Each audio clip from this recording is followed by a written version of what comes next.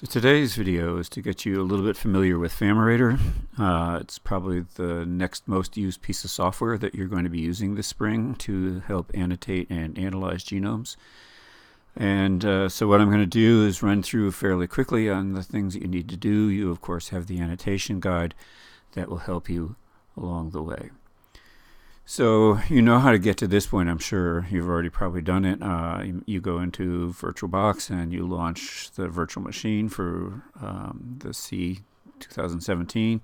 My screen's going to look a little different because I'm using a different version. But eventually you get logged in, and then you click upon the icon for Phamerator, and up comes a window. And initially this will all be blank, but if you click on phages, then after a moment or more, you will get a list of phage. If you click on name, you will alphabetize by name. If you then click on cluster, you'll get a list of the clusters, but the phage will still be in their alphabetical order within the cluster. So what I've done that, and then I've gone down to some phage that are familiar with the two classes. And so here's in the E cluster, and what I've done is I've selected three of them. Actually, I've selected a fourth, but the other one I can't see on the screen. You do that by clicking on the phage name and then control click and then control click, and that will allow you to select multiple phage. And then once you've got them selected, you can click on map, and it'll take a little bit of time, but pretty soon a map will show up. And here we can see the four phage that I have. We have Shere Khan, TBrady12, and ukulele that you saw on the previous slide. And I also added in Bruin. I put in both Bruin and ukulele, and I do this on every time I put up maps. They are ones that are not drafted. Their annotation has been completed and been approved, and their sequences are in GenBank. Ukulele was an E cluster that was actually identified at UMaine in our very first year of this course. TBrady12 and Shere Khan, of course, are still draft because they're not finished. So one of the things you'll notice in this map is you have a bunch of boxes, which I'm sure you already know represent ORFs or genes, and that they're different colors. And the color from one phage to the next along the same, essentially, column represents the fam or family from which these particular ORFs come from, or what they represent. And if they're the same color, then it says there's conservation at the amino acid sequence along through those peptides.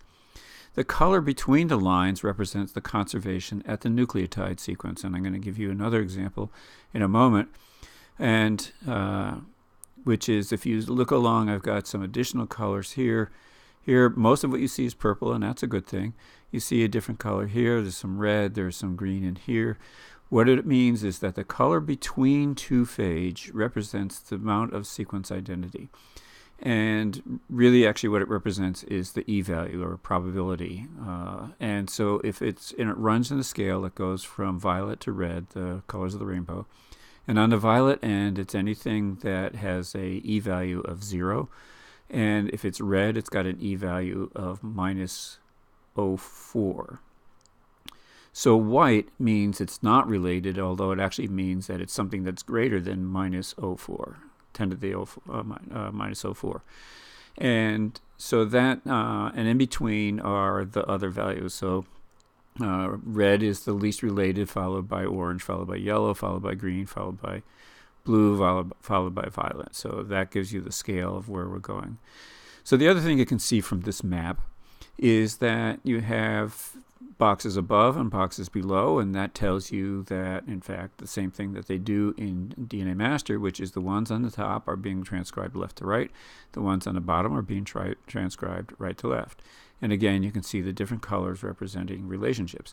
You also can see in this area, for example, that there's a lot of white and a bunch of different types of boxes in each of the different lines. And that's a measure then of this is a place where the four genomes are different from each other. The other thing I'll point out here, this little tab right here is if you bring the cursor up to this line, this little tab will appear, and that's what you use to slide back and forth along the sequence. So the other thing I will point out is that up here you have, if you put the cursor up here, you can see File, you can see View, which is what this drop down is, and you'll see Color, which is another one I'll show you. And in View, you can choose various things to show. So if I uncheck this nucleotide conservation button, all this color between the genomes will disappear. I can click and I can actually see the e-values that are associated with this, although I can also see them, although I'm not showing it here, if I just simply hold the cursor over the area of color. I've got Show Descriptions clicked, and that is, I'll show you closer up, there's names for some of the phage, what the genes are. Show domains, I'll get to that. Show family names, and the family names are also showing here, and I'll give you a closer detail about that. So this is zoomed in a little. Here's where my cursor was sitting right here, and so this tells you what the e-value is. So it's an e-value of 0.0, 99.54% between Bruin and Shericon in this region. There's obviously something different between TBR12 and Shericon here, although the rest of this is showing a great deal of similarity. You can see in the box a number, and that is the GP number. So you would count out 1, 2, 3, 4, 5, 6, 7. This one's 8. It turns out it's 10 here. It's 9 here. So the GP number is specific to the individual phage, not to a relationship of genes across phage. But above this, they all have a 182, 182, 182, and that is the FAM number. That's the name of the FAM. And in parentheses tells you how many members of that FAM there are. And there are 83 in this particular case. The same is true of this particular ORF. Then, as I said, there's a description button that you can click, which doesn't apply to the unannotated genomes. But in the case of Bruin, you can see that there's a terminase small subunit, there's a terminase large subunit, there's a portal protein here, there's a capsid maturation protein. And these are all pieces of information that you can use in your annotation. If you have an ORF that you say, I think it's the portal protein, and it lines up, it's the same FAM, it lines up with the portal protein from Bruin, that becomes part of your annotation. So if I go ahead and then click on the domains button, what I get are now, in addition to the colors that show the ORFs, the FAMs, you get these yellow bars that are showing up in the middle of the box. And these yellow bars are a region of that entire ORF that has been identified as having a particular functional domain. And that will also be useful for your annotation. So what I've got here is, if I held you don't see my cursor again, but if I held my cursor over this line, what you see is a description that says that this domain has been identified as a phage portal protein. And then it's got a longer description about that. And as you can see, it's related to this portal protein that comes from Bruin. Right? And also down here, as we go down to TBR12, and you'd see the same thing. Now, the one buyer beware on this is these are identified as domains, and domains sometimes have similarities, even though the functionality of the protein is not the same. And so if I were to, I didn't show you this, but if I were to click on this particular domain, it actually tells me it thinks it's part of a DNA polymerase III domain. But this has been identified as a capsid maturation protein. So the next thing I want to show you that you can do here is, so what I've done is I've come to this part of the genome, and I have a box up here that is got a particular FAM number. It comes down to this box here, and so this is Bruin, this is Shericon, this is TBR12, this goes on to ukulele, and I've clicked on the one from Shericon. If I look at the FAM number, it's different here than it is here, and the one that is up here for Bruin is also going to be, if I were to scroll down to ukulele, also has that one. And what you see here is that this is identified as a DNA methylase. I'm not showing it, but that's also true up here. So I want to know what this is. So I click on this, and one of the things you'll find is that when you click on a box, down below you will get two sequences. On the left-hand side for Shere Khan, Mrs. GP97, is the nucleotide sequence, and on the right is the amino acid sequence. And this becomes very useful to grab this sequence to use in other analytical programs.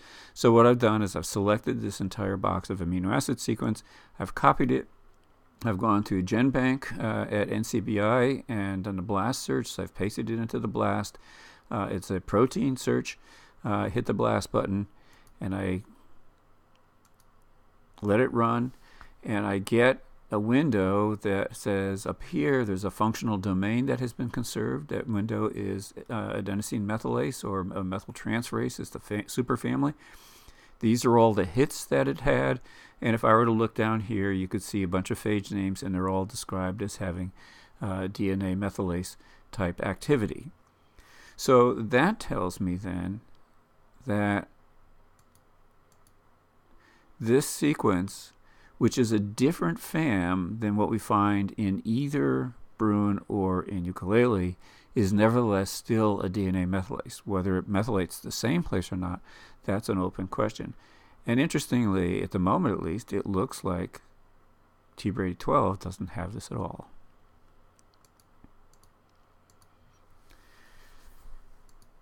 So now the other thing I can do is I can go over to this color window and I can pull it down, and the default is the color is by family, and I've already pointed that out, that this is all family related things.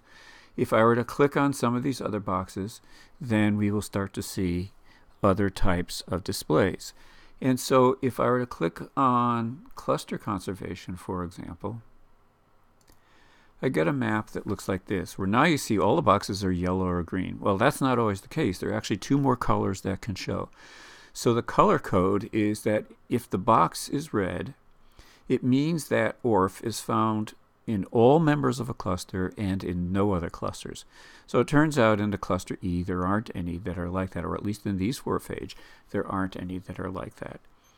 If it's yellow, it means it's found in almost all members, or at least most of the members in the cluster, but it's also found in at least one other phage outside of the cluster. So they're mostly conserved within this cluster, but there are other phage that have it, and there's certainly a lot of yellow here. ORFs that are found within the cluster, but other members of the cluster don't have them. If they were blue, then they would be found in all members of the cluster and also in at least one other phage outside of the cluster. And the remaining one is the green, and that says that it's been found in some members of the cluster and also in some other phage. So the green ones are the least conserved, the red ones are the most conserved, and the blue fall in between. Blue and yellow fall in between. So this tells you something about the evolution of the phage, and where the phage are similar within a cluster and where they have potentially novel ORFs or genes coming in. Now another one I can click on is this one, which is GC content. And so now we're colored according to GC content, and the lighter the green, the higher the GC, and the darker the color, the lower the GC. And so you can imagine that if I had put up on this map Sally Special, which is a very high GC, most of these things would be light yellow. And if I had put up Cuke, which is a low GC content phage, then most of these boxes would be dark color, and that would be true. One of the things that's interesting is you can see over here, which is getting towards the central part of the phage genome, we have all sort of fairly lighter genes. We get out here to the end, and all of a sudden we start bringing in these things of very different GC content.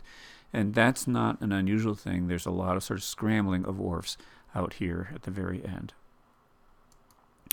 I can also do something like click on abundance, and so the darker the color, the more abundant that particular FAM is.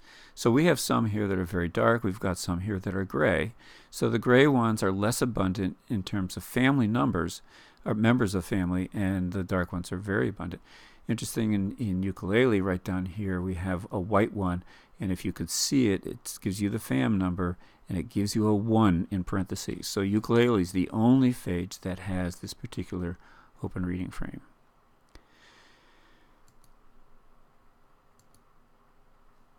Finally then, the last piece of information we can get from this is if you hold the cursor over the FAM number, you get a list of all the other phage that have that particular FAM.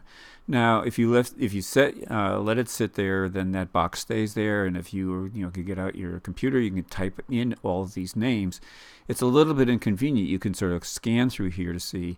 You can also see, you will see with some phage, you would see not only the cluster, but if we have other clusters, then you'd start seeing other cluster designations up here that also have this particular ORF. Right, so there's another way to get that piece of information. There's actually two other ways, one of which is to go to PhagesDB, and I'm not going to talk about that in this talk. But the other way is if we go back now to Phamerator and click on FAMs, and then it'll take some time. It actually takes longer to come up than the phages data comes up. And then you scroll down, and that's the best way to do it. You don't type a number in here, but you actually scroll down to the number you're looking for. And here I've scrolled down to FAM 182, and I found that's only in cluster E. But if I went to FAM 185, then I can start to see there's other phage that might have this one. In fact, E's are not included in this one.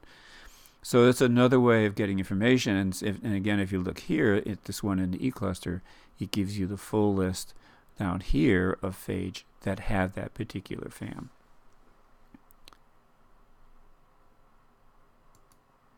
So that's a quick run through, and what I'll do is at the end by saying what I did at the beginning. This is you can find this information, most of this information in your annotation guide. There's also a help menu that's available within Phamerator that will also give you indications of what all the colors mean and where to click to get the various pieces of information.